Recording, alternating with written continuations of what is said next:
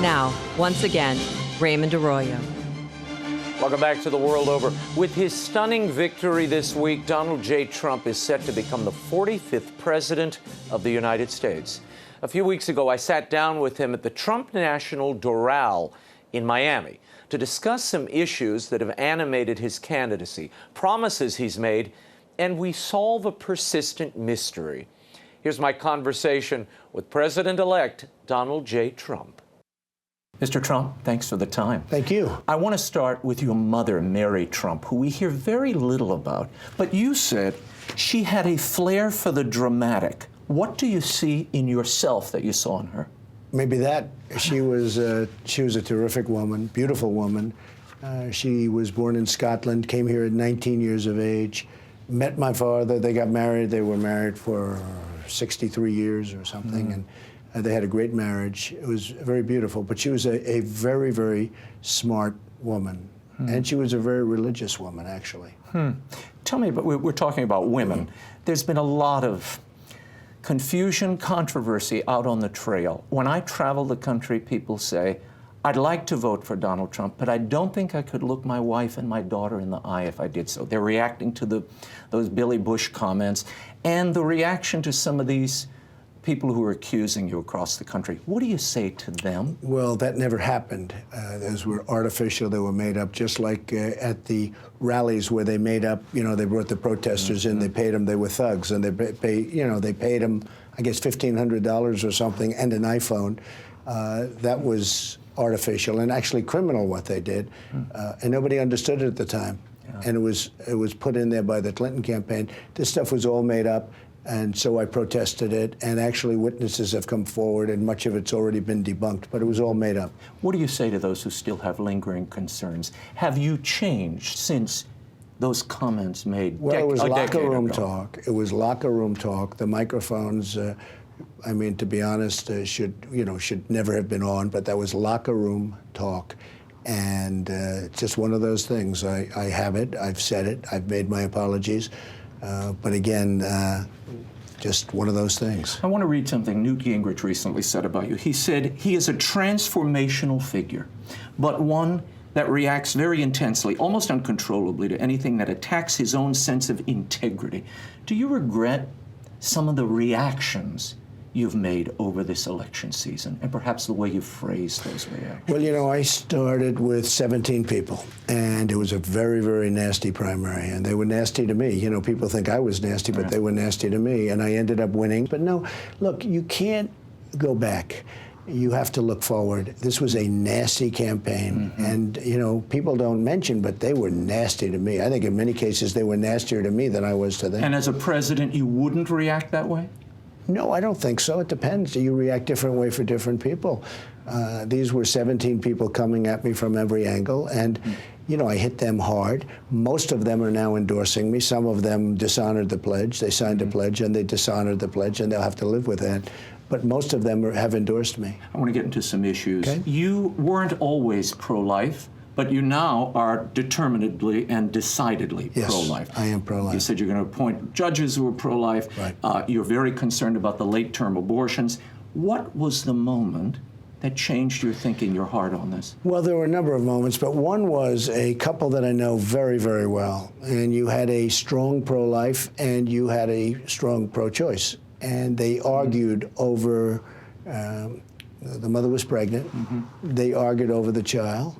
One, I won't get into specifics, but one wanted to abort, and the other said, we can't do that. We're not going to do that. Anyway, they had the baby. It's a long time ago, and the baby is such a magnificent person who I know, a magnificent person. And the person that was actually pro-choice is now pro-life because of it. And it had a big effect on me.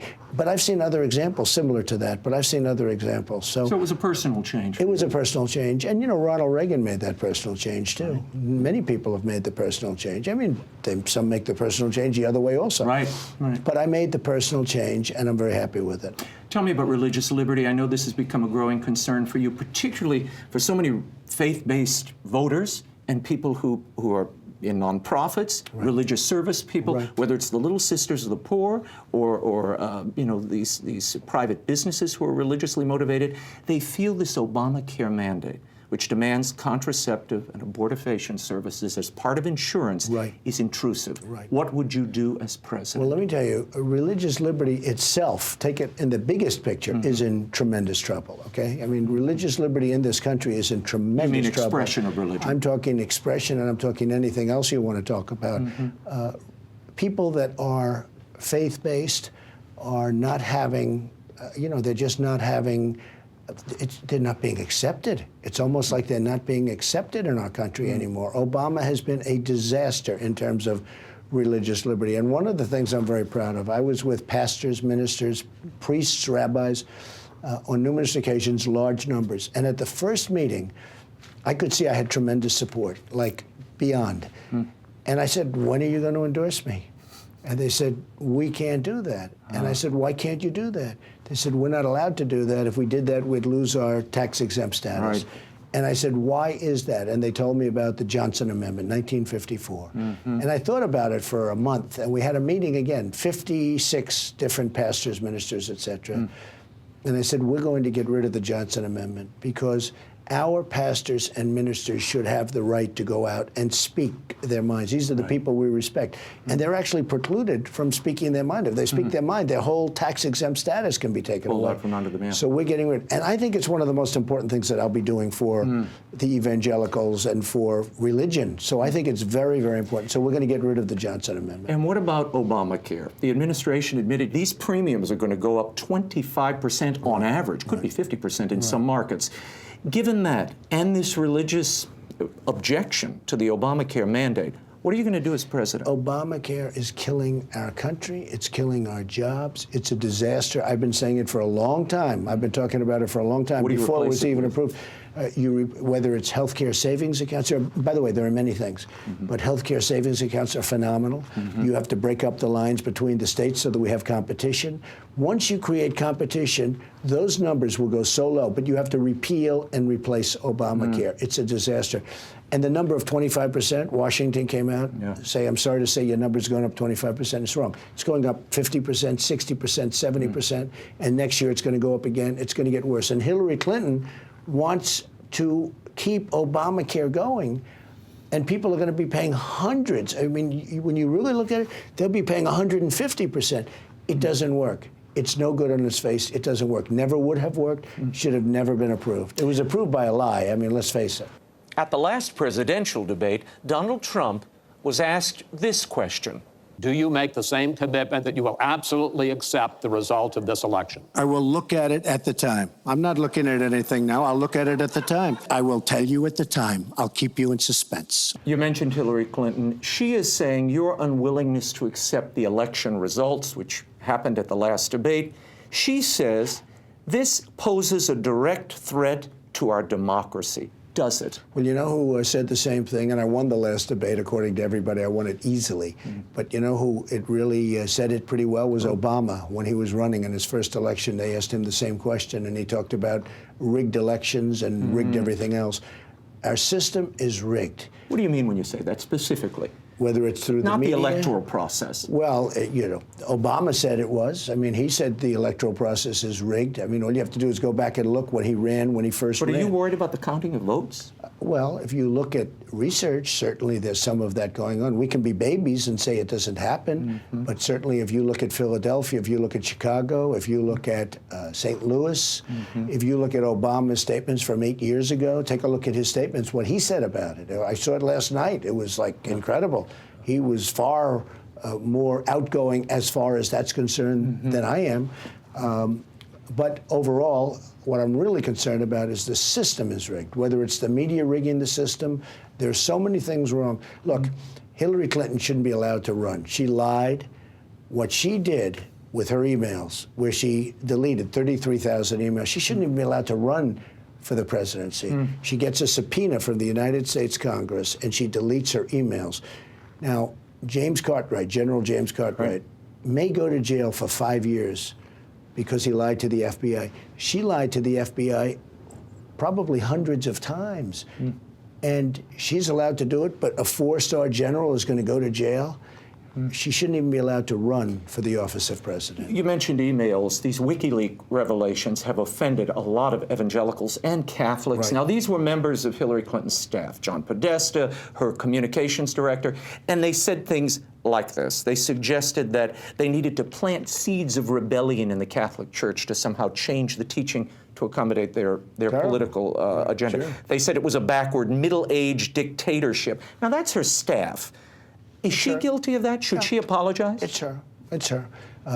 She should apologize. I think she has to do more than apologize. No, that's her thinking. That's her staff.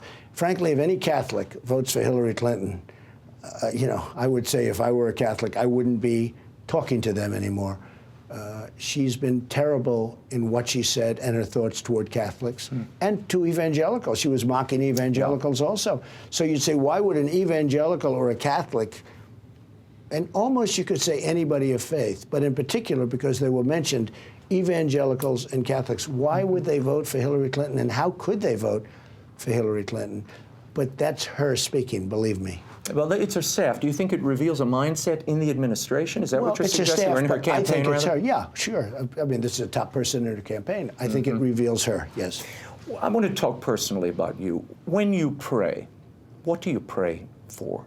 I don't want to talk to you about that. I mean, I pray. It's very personal to me. I'm a person of belief, but I certainly, I pray for my family. I pray for our country. Yeah. But I don't want to talk to you about that. I think that's very personal. Okay, between you and God. It is between me and God, yes. You're a Presbyterian, so I don't want to drag you into other realms. Do you have a favorite saint?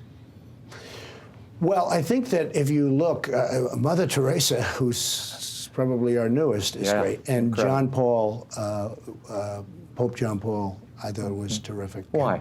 Because had something special, had a special something. There was a warmth. There was a toughness, but there was a warmth that was incredible. So I certainly think Pope John Paul. You have said this is a movement. You're the leader of a movement. Whether you win or lose, what are the issues that this party, the GOP, will have to contend with as part of that movement? There are many issues. The biggest issue right now is the judges, Supreme Court judges, but Obamacare is a massive issue. The Republicans have to get rid of it. They've been unsuccessful in doing it. I will get rid of it, and I'll replace it with something much better and much less expensive for the people. Jobs have to stop leaving our country. Our military has to be rebuilt, and we need it's been very depleted. The military has to be rebuilt. We have to take care of our vets. We have to protect our Second Amendment, which is under siege. And we have to have strong borders. Right now, people are pouring into our country. Drugs are pouring into our country. We have to stop the people and the drugs. Now, Hillary Clinton says we need more of these Syrian refugees in. These people are suffering abroad. They need to come home, and they need to come here. And we as a country should be open to them. You would say what? I would say she's crazy. I would say that it's one of the dumbest things I've ever heard. We have no idea. We're not vetting them properly. We have no idea. Are they ISIS? Are they not ISIS? Where are they coming from? Who they are? We're taking them in by the tens of thousands right now, and Hillary Clinton wants to upgrade that by 550%. I would say to you, it's crazy to be doing this, and I will stop it immediately. We will not have radical Islamic terrorists coming into our country, and some of them will be radical Islamic terrorists. And then there is this. In appearance after appearance, there is one bit of Trump syntax that has created debate in households across America. But we have to also get back, and we have to solve it big league and strongly. Someday, I believe that will be proven out big league. We are all suffering, and we're suffering big league. We're going to win big league, believe me. Okay, my final question. It is perhaps the most portentous. We've been seeing on social media, we've been seeing it in the New York Times, in USA Today. Are you saying bigly or big league? And my guess is within, so there's money riding on this. Well, Bigly or big league? now let me ask you, you're talking about for me? When you're speaking on the podium and you say, this is... I use big league. I was Good. right. Okay, Big league, you've settled it. Okay, thank you. This is going to be an interesting administration. We'll see how this pans out in D.C.